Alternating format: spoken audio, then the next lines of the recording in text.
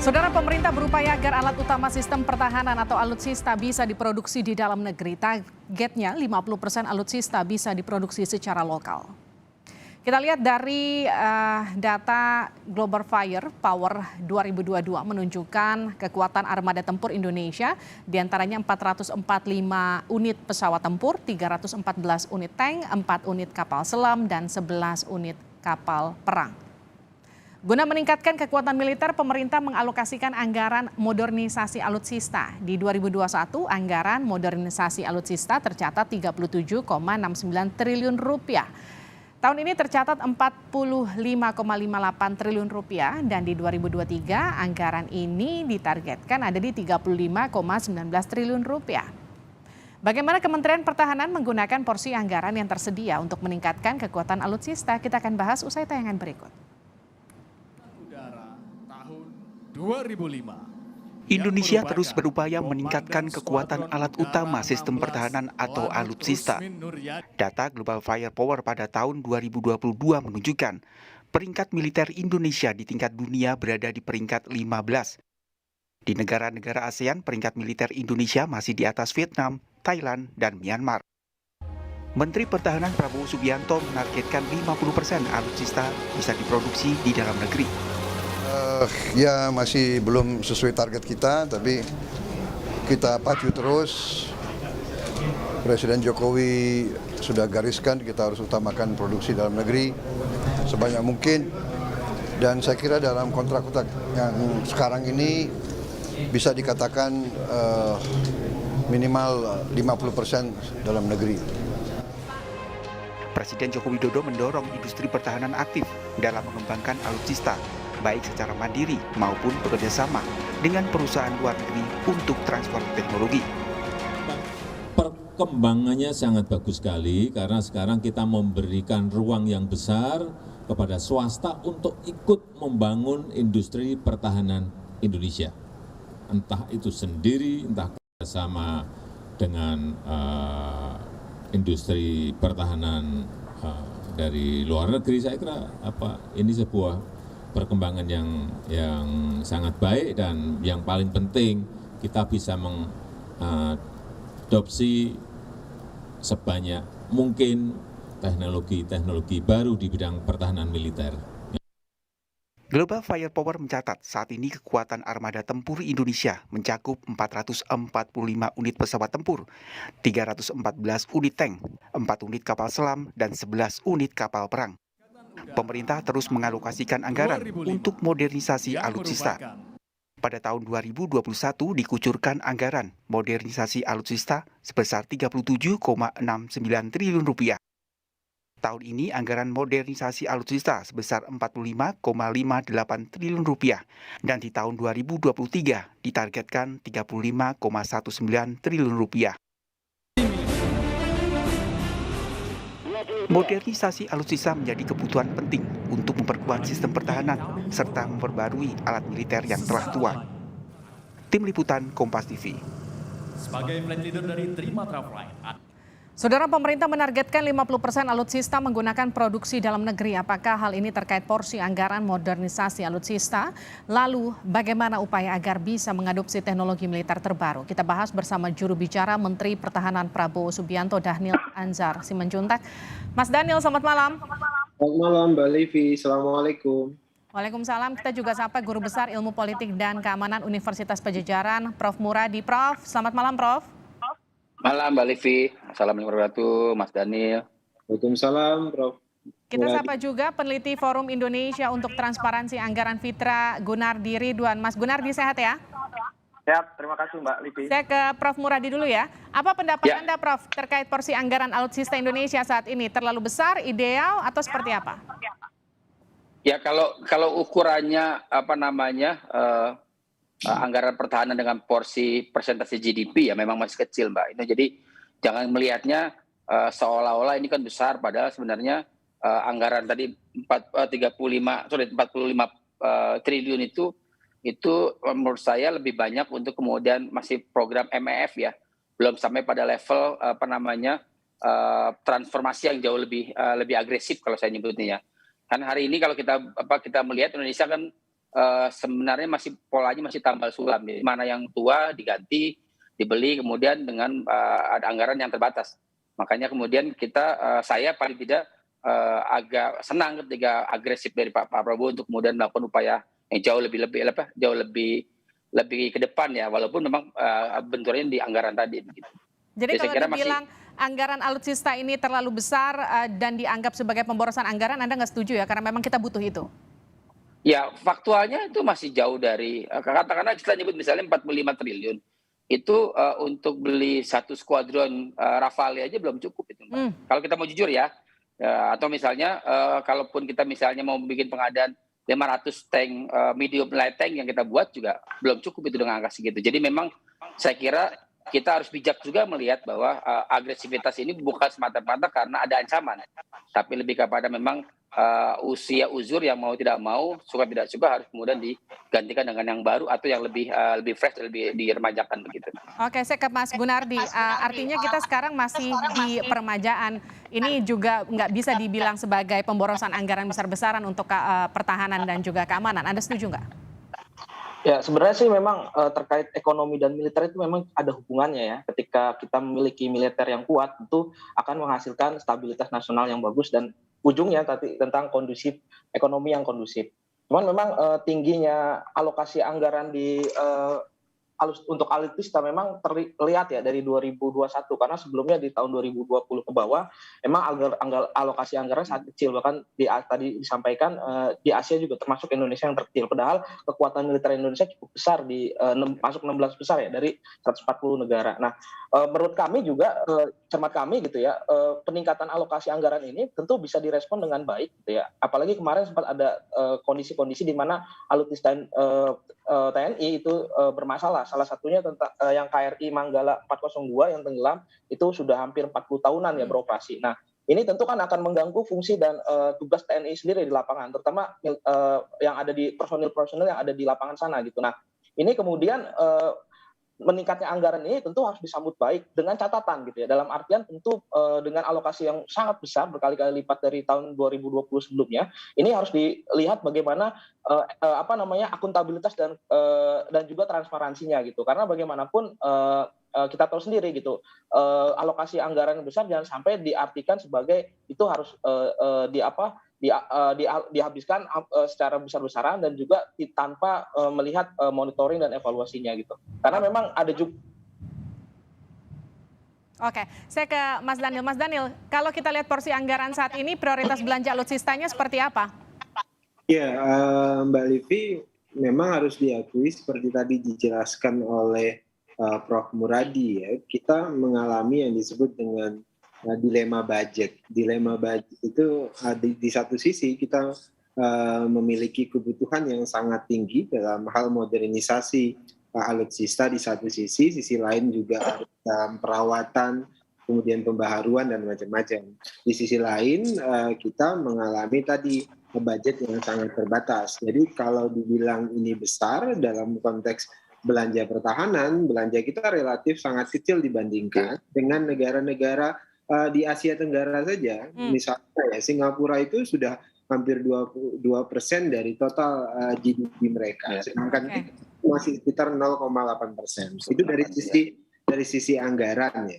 Kemudian kedua, dengan anggaran yang sangat terbatas itu dari sisi pertahanan ya, dari perspektif pertahanan anggaran yang dimiliki Indonesia itu sangat terbatas.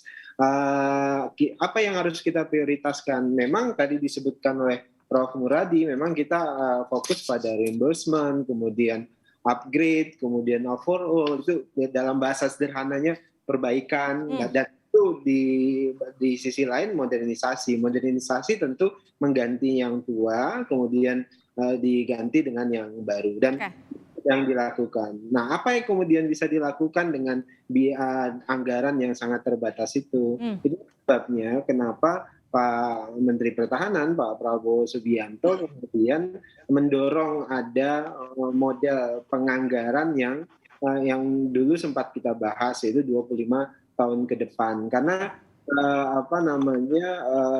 belanja pertahanan ini yang harus dipahami bukan belanja dalam hal biaya, tapi harus dipahami sebagai investasi, karena seperti biasa orang awam kita memahami kita setiap saat butuh asuransi kesehatan, maka negara juga butuh jaminan agar pertahanan kita kuat, agar kita tidak diganggu atau terganggu, baik itu dari dalam ataupun luar. Selain tadi kita butuh dalam kondisi yang cukup darurat karena memang permajaan beberapa alutsista kita sudah sangat tua, dengan anggaran belanja di 2023 ada 131,9 triliun rupiah, koreksi saya kalau salah nilainya. Ini untuk Kemenhan, apa yang jadi target pemerintah dengan anggaran sebesar ini bagi Kemenhan? Apa yang kemudian tanggung jawab yang diberikan langsung oleh Presiden dengan anggaran sebesar ini loh yang harus dilakukan Kemenhan? Pertama begini Mbak Livi, dalam konteks belanja alutsista kita punya perspektif tentu efektif dan efisien di satu sisi ya. Sisi lain juga kita harus memperhatikan geopolitik dan geostrategis global. Itu dua hal yang sangat penting. Nah, pertama dalam konteks efektif efisien pada hari ini tentu yang menjadi fokus kita adalah memastikan meningkatkan kesiapan tempur, ya, kesiapan tempur alutsista kita yang sudah ada. Artinya alutsista kita yang sudah ada itu harus siap tempur. Jadi jangan sampai kemudian kapal selam kita tidak bisa menyelam misalnya, jangan sampai pesawat tempur kita tidak punya rudal misalnya, kemudian radar kita buruk kualitasnya dan sebagainya. Itu yang tadi saya sebut sebagai kesiapan tempur. Nah, itu yang harus dilakukan. Kemudian kedua, ya kita harus fokus pada sistem-sistem utama ya, misalnya peluru dan macam-macam. Itu semua yang harus disediakan dan cukup. Kemudian ketiga tentu adalah meningkatkan gelar logistik istilahnya. Gelar logistik tentu pertama dari sisi logistik kita ya tadi saya sebutkan amunisi, kemudian pangan ya, kalau kemudian dalam kondisi darurat termasuk obat-obatan. Nah, itulah kenapa kemudian salah satu belanja kita yang penting itu adalah membangun sekitar 27 rumah sakit militer di banyak daerah. Dalam rangka apa? Dalam rangka memperkuat tadi istilahnya adalah gelar logistik terutama dalam hal kesehatan. Oke, salah satu hal yang digaungkan oleh Pak Prabowo ini kan bukan cuma soal permajaan alutsista, tapi bagaimana kebijakan alih teknologi alutsista ini kemudian juga bisa diterapkan di Indonesia. Sejauh mana kemudian fokus pemerintah soal ini? Nggak cuma sekedar belanja, tapi kita juga bisa katakanlah belajar mengadopsi teknologi dari luar. Ya, tadi disebutkan oleh Mas Gurnadi dari Fitra, perspektif belanja alutsista Pak Menteri Pertahanan itu adalah perspektif investasi. Artinya dia harus punya dampak ekonomi, dampak multiplier efek ekonomi di tingkat lokal. Nah, sebenarnya kita sudah punya undang-undangnya, Undang-Undang Nomor 16 Tahun 2012 itu terang sekali mengatur terkait industri pertahanan. Nah, itulah Mbak Livi, ketika belanja alutsista, Pak Prabowo misalnya belanja, kita harus pastikan dulu alutsista yang akan dibelanjakan itu bisa disediakan dalam negeri dulu. Jadi dipastikan dulu kalau tersedia di dalam negeri, maka kita harus belanja dari dalam negeri. Nah, kalau kemudian sumber-sumber inti alutsista itu tidak tersedia dan tidak mampu diproduksi dalam negeri, otomatis kita terpaksa harus impor. Misalnya dalam kasus pesawat tempur. Nah, akhirnya pilihan kita salah satunya kan ke Rafale, Dassault gitu. Nah, ketika Dassault kemudian kapal selam juga dari Perancis dan macam-macam. Nah, ketika jatuhnya pilihan ke situ, pertama tentu diperhatikan tadi saya sebutkan dari sisi efektif efisien terkait dengan teknologi dan macam-macam. Di sisi lain juga terkait dengan geopolitik dan geostrategisnya. Kenapa kemudian jatuh ke Perancis? Nah, salah satu komitmen dari Perancis itu adalah alih teknologi. Karena Perancis adalah salah satu perusahaan Perancis adalah perusahaan yang memiliki komitmen tinggi untuk melakukan alih teknologi, maka kita ambil dari mereka. Kemudian kedua, mereka juga punya komitmen misalnya melakukan joint production misal di dalam negeri. Artinya apa? Ketika mereka misalnya dalam kasus produksi kapal selam misalnya, kerjasama naval industrinya Perancis dengan PT PAL kita, itu dilakukan nanti sebagian dari komponennya diproduksi di PT PAL di dalam negeri. Nah, sehingga dia punya dampak. Kalau di Undang-Undang Nomor nomor 16 tahun 2012 itu ya itu yang kemudian nanti disebut offset dan macam-macam. Oke. Begitu. Di satu sisi kita juga harus memahami pentingnya permajaan alutsista bagi pertahanan dan juga keamanan negara. Tapi di sisi lain kalau melihat anggarannya dibandingkan dengan anggaran infrastruktur dan lain-lain, banyak juga orang-orang yang bertanya-tanya buat apa anggaran sebesar itu, emangnya kita mau perang? Saya ke Prof. Muradi. Prof, kalau untuk standar negara yang dalam kondisi tidak berperang, seharusnya seperti apa porsi anggarannya dan juga porsi alutsistanya? Kalau normal sebenarnya anggaran dalam situasi damai ya, tidak punya musuh, tidak kemudian menjadi ancaman negara lain, tidak agresif, tidak defensif, ya rata-rata di angka nominal 2% dari GDP ya. Kurang lebih kalau dirupiahkan sekitar 250 triliun, kalau kurang lebih itulah. Itu rata-rata anggaran pertahanan Indonesia harusnya di 2%. Namanya masalahnya memang ini kan juga perdebatan gun versus butter ya. Jadi mana dulu ini? Nah, Indonesia ini kan relatif sebenarnya menurut saya agak terlalu agresif sebenarnya dalam konteks misalnya industri pertahanan. Saya sih melihat bahwa akan baik misalnya Indonesia mengadopsi banyak hal ya, misalnya membeli dengan kemudian melakukan transfer teknologi dengan asumsi penyediaan yang levelnya pada proses pemeliharaan dan sebagainya. Nah, ini yang saya kira di Undang-Undang 16 2012 itu disebutkan kandungannya minimal 30% sampai 50%. Nah, maksud saya ini juga dipenuhi dulu supaya kemudian kita punya agresif. Atau yang kedua, Mbak Livi, adalah kedua itu kita mungkin nyontoh ke Turki. Turki itu 49% dari saham beberapa industri pertahanan mereka itu dimiliki oleh swasta. Itu yang ditegaskan oleh Pak Jokowi sebenarnya. Jadi tetap 51% negara tetap dominan, tapi dia mendapatkan banyak transfer teknologi dari misalnya katakanlah dari BAT ya. Dari BAT Inggris itu mereka memproduksi banyak hal, medium light tank, kemudian bahkan mereka mengadopsi beberapa pesawat tempur yang kemudian disesuaikan dengan konteks Turki. Nah, ini yang saya kira perlu dipikirkan juga oleh kita. Karena kalau negara, saya kok melihatnya misalnya untuk sampai 2% saja, Mas Daniel ya, Mas Gunadi, saya kira kita baru akan punya di angka mungkin di tahun 5-7 tahun lagi dengan asumsi pertumbuhan ekonomi kita di atas 7%. Tapi kalau kemudian itu tidak bisa dilakukan, maka betul yang dilakukan Pak Jokowi, yuk libatkan asing, libatkan swasta. Swasta itu bisa bentuknya corporate company atau MNC. Nah, tinggal kemudian kita mau seperti apa. Nah, ini yang saya kira kita juga punya, Mbak Livi, industri pertahanan swasta ya.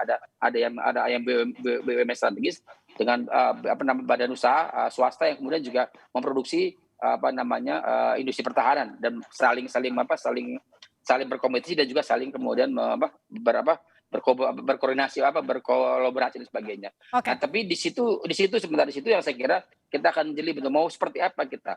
Mau anggaran pertahanan dulu atau kemudian kita mau secara agresif meningkatkan industri pertahanan supaya kita tidak bergantung secara nominal ya, poin per poin terhadap alutsista kita ke negara lain begitu. Oke, faktanya kan anggaran pertahanan kita itu kan baru naik, katakanlah baru sedikit agak lebih baik itu di 2021 dibanding sebelumnya. Tapi kalau misalnya kita lihat dari semangatnya Pak Prabowo soal berdikari produksi alutsista, target 50% alutsista bisa diproduksi dalam negeri. Kalau kita lihat sekarang, tadi Prof. Muradi juga menyatakan ini aja belum sampai 2% ya Prof, artinya masih jauh. Bagaimana kemudian mimpi Pak Prabowo ini bisa terrealisasi Prof? Tadi yang stimulasi dari Pak Jokowi katakan, libatkan swasta. Swasta itu bisa kemudian berbagi. Tadi problemnya BUMN kita kan nggak bisa kemudian terlalu terbuka ya, begitu dia swasta model katakanlah saya kenapa saya sebut model Turki, karena itu yang kemudian dianggap berhasil ya. 49% saham dari beberapa perusahaan industri pertahanan di Turki itu kemudian dimiliki oleh asing. Termasuk tadi saya sebutkan misalnya sambil contoh BAT Inggris ya. Nah, itu aja dulu. Karena kalau ngejar dari angka negara, saya agak khawatir sebenarnya. Ini kalau Mbak Livi saya koreksi sebenarnya tahun 2015 kita pernah 1,1% ya. Okay. Tapi itu kan APBN kita kan masih di bawah yang sekarang. Jadi sebenarnya angkanya jauh di bawah sekarang sebenarnya. Tapi kalau dibandingkan kita pernah mencapai 1,1%. Hanya memang sekali lagi opsinya cuma dua. Pertama kemudian nunggu negara punya uang atau model yang ketiga ini yang saya kira juga sudah kita praktekkan. Zaman Pak Harto menggunakan dana reboisasi untuk mengembangkan industri pertahanan dulu, IPTN ya misalnya dengan B.J. Habibie dan sebagainya. Nah, tinggal kita mau seperti apa? Mau yang pertama tadi nunggu negara mampu, yang kedua tadi melibatkan swasta, yang ketiga tadi mengambil dana lain yang kemudian dikelola negara seperti itu. Oke, Mas Daniel, yang mana yang paling masuk akal untuk merealisasikan mimpi Pak Prabowo 50% alutsista bisa kita produksi sendiri? Ya, pertama melibatkan industri swasta itu sedang dan akan terus dilakukan ya. Jadi pihak-pihak swasta yang memiliki teknologi itu dilibatkan. Misalnya ya yang paling sederhana itu pada industri peluru misalnya ya, itu melibatkan swasta. Kemudian industri rampur misalnya itu juga melibatkan swasta. Industri senjata laras panjang atau laras pendek itu juga melibatkan swasta. Sudah banyak yang melibatkan swasta dalam konteks alutsista tertentu. Nah, itu terus kita masifkan, tentu di bawah pengawasan yang sangat ketat dari Kementerian Pertahanan. Itu pertama. Kemudian kedua tentu kerjasama tadi alih teknologi, terutama terkait dengan sumber-sumber inti, alutsista inti misalnya pesawat tempur, kapal selam dan macam-macam. Kita memang membutuhkan kerjasama yang sangat intens dengan negara-negara produsen yang memiliki teknologi yang tinggi. Itulah dalam setiap kontrak pembelian alutsista kita, misal kontrak tadi saya sebutkan Rafale, kemudian kontrak dengan kapal selam, semuanya selalu diikuti dengan kontrak alih teknologi, kemudian TOT dan macam-macam. Itu yang dalam waktu ke depan harus kita pastikan kita memiliki teknologi inti, Mbak Livi. Oke, terima kasih telah bergabung bersama kami di Sapa Indonesia Malam. Tapi yang pasti semangat dari pemerintah untuk melakukan transfer teknologi untuk kemudian segera bisa berdikari membuat alutsista sendiri dan kemudian bisa merealisasikan paling tidak sedikitnya 50% alutsista bisa kita produksi sendiri di dalam negeri itu segera terrealisasi. Terima kasih Prof. Muradi, terima kasih juga Mas Daniel Anzar Simanjuntak, terima kasih juga Mas Gunardi dari Fitra di Sapa Indonesia Malam.